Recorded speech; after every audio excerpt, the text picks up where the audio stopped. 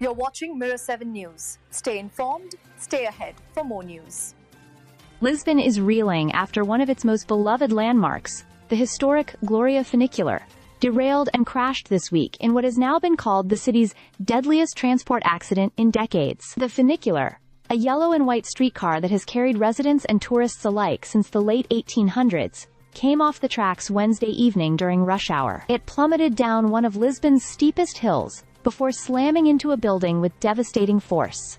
The crash left 17 people dead and more than 20 others injured. Among the victims were both Portuguese citizens and international visitors, reflecting how popular this attraction had become for travelers eager to ride its short but iconic journey from Restauradores Square up to the nightlife district of Bairro Alto. Authorities confirmed that those killed included the brakeman, André Marques, who had been operating the car when disaster struck.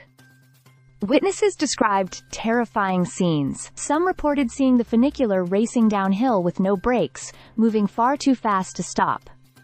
When it struck the corner building, its metal frame crumpled instantly. One witness compared the impact to a cardboard box being torn apart. Nearby pedestrians ran for safety, fearing the runaway car would cause even more destruction as it careened out of control. Emergency crews rushed to the scene, working into the night to free passengers trapped inside the wreckage. Within 2 hours, all victims had been pulled out, but the devastation was already clear. Hospitals across Lisbon received the injured, and forensic teams were dispatched to help identify the deceased. The Gloria Funicular has been more than just transportation. Since 1885, it has served as a cultural symbol of Lisbon, recognized as a national monument, and cherished by both locals and millions of tourists each year. Its dual-car system, powered by steel cables, usually runs smoothly on a curved, traffic-free road. But officials now face urgent questions about how such a catastrophic failure could have occurred. Investigators from Portugal's judicial police began examining the tracks, the cables, and the remains of the streetcar. Although speculation about faulty brakes or a snapped cable has circulated, no official cause has yet been announced. In response, Lisbon City Council suspended operations of all other funiculars in the city, pending inspection. The government declared a national day of mourning, later extended to 3 days.